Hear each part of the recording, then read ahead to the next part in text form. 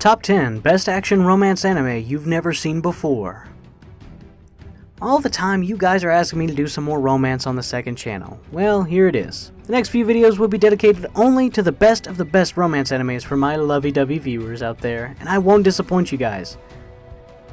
But in today's video, we will specifically be covering the top 10 best romance action animes that you've probably never seen before. So sit tight, grab some snacks, and enjoy. Number 10.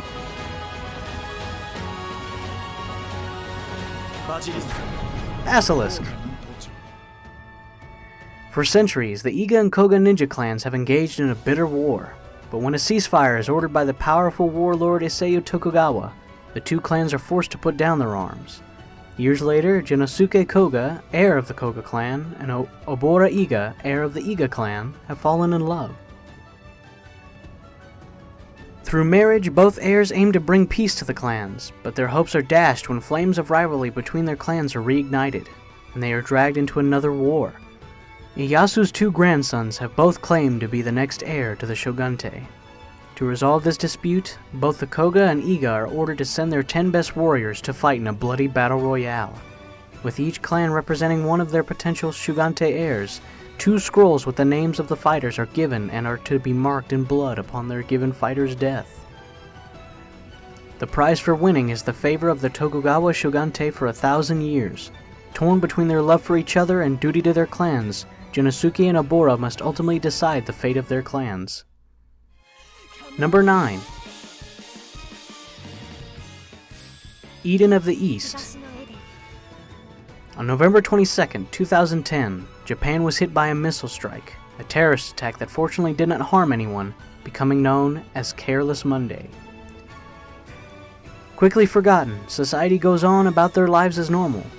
During her graduation trip to America 3 months later, friendly college student Saki Morimi's life is forever changed when she finds herself saved from unexpected trouble by Akira Takizawa. Takizawa is cheerful, but odd in many ways. He is stark naked and suffers from amnesia, believing himself to be a terrorist. In addition, he possesses a strange cell phone loaded with 8.2 billion yen in digital cash. Despite Takizawa's suspicious traits, Saki quickly befriends the enigmatic young man. However, unbeknownst to her, this is the beginning of a thrilling death game involving money, cell phones, and the salvation of the world. Eden of the East chronicles Saki's struggle to unravel the mysteries behind her savior, while Takizawa himself battles other individuals armed with similar cell phones and returning memories which reveal his possible connection to the event from months ago. Number 8. Vampire Knight. Cross Academy is a school with a difference. In a unique and experimental setup designed by the headmaster, it has a day class consisting of ordinary humans and a night class filled with vampires.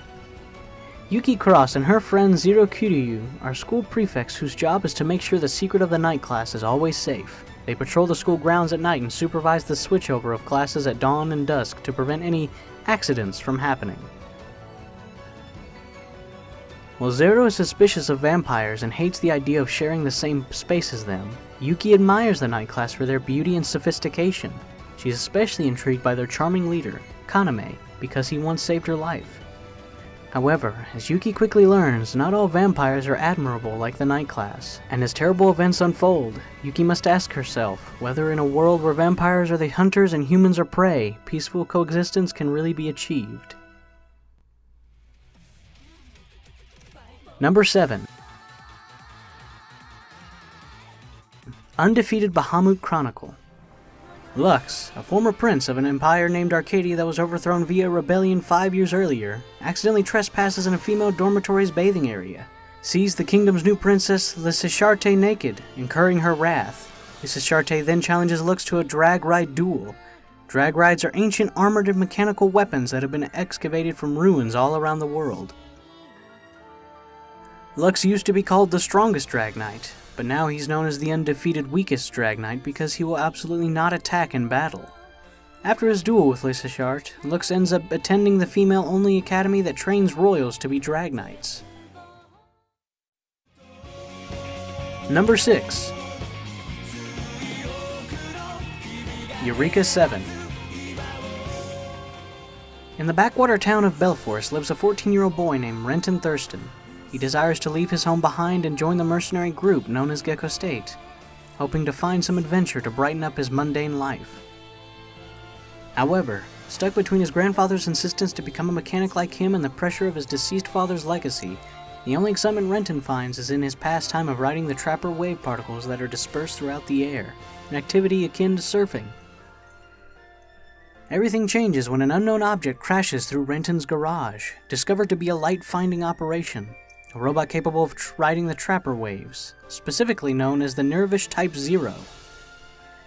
Its pilot is a young girl named Eureka, a member of the Gecko State, who requests a tune-up for the Nervash. Their meeting sparks the beginning of Renton's involvement with the Gecko State, as he takes off alongside Eureka as the co-pilot of the Nervash. Number 5. World End. What do you do at the end of the world? Are you busy? Will you save us? The fleeting and sad story about little girls known as fairy weapons and an associate hero that survived. This is a world after it was attacked by unidentified monsters known as beasts, and many of the species in the world, including humans, had been destroyed. The species that had managed to survive left the ground and were living on a floating island called Regal El. Willem Kumesh wakes up above the clouds 500 years later and couldn't protect the ones he wanted to. Actually, he was living in despair because he was the only survivor. He then ends up meeting a group of girls while starting an unexpected weapon management job. Number 4. Devil's Line. Vampires walk among society, existing as part of its underbelly. They do not require blood to survive, but extreme emotions can immensely increase their bloodlust, turning them into uncontrollable monsters. Tsukasa Taira, a 22-year-old university student, learns of the existence of vampires when her longtime friend reveals himself to be one of them after a tense confrontation with Yuki Anzai, a human and vampire hybrid. Her friend is arrested, and Tsukasa soon finds herself drawn to Anzai, who reluctantly reciprocates her feelings. However, this unconventional romance may prove too difficult to maintain, as Anzai struggles to contain the part of him that wishes to devour Tsukasa. Number 3. There is no escape! Is it wrong to try and pick up girls in a dungeon? Life in the bustling city of Orario is never dull, especially for Bel Cranel, a naive young man who hopes to become the greatest adventurer in the land. After a chance encounter with the lonely goddess, Hestia, his dreams become a little closer to reality. With her support, Bel embarks on a fantastic quest as he adventures deep within the city's monstrous-filled catacombs, known only as the Dungeon. Death lurks around every corner in the cavernous depths of this terrifying labyrinth, and a mysterious power moves amidst the shadows. Even on the surface, survival is a hard-earned privilege. Indeed, nothing is ever certain in a world where gods and humans live and work together, especially when they often struggle to get along. One thing is for sure though, a myriad of blunders, triumphs, and friendships awaits this dauntlessly optimistic protagonist of this Herculean tale. Number 2. Elemental Gallade. As an orphan whose life is in the hands of space pirates, Cloud has had no choice but to survive on bravado alone. He has nothing to live for until he finds Ren entombed amongst the treasures in the pirate ship's hold and awakens her. In addition to being mysterious and beautiful, Ren can transform into a battle sword to help Cloud fight and prove his strength. But with this strength comes the bitter realization that power alone is not enough. Now, in a race against time, Cloud must endure betrayals and fierce battles as he struggles to return Ren to her home before it's too late. Number 1. Plastic Memories.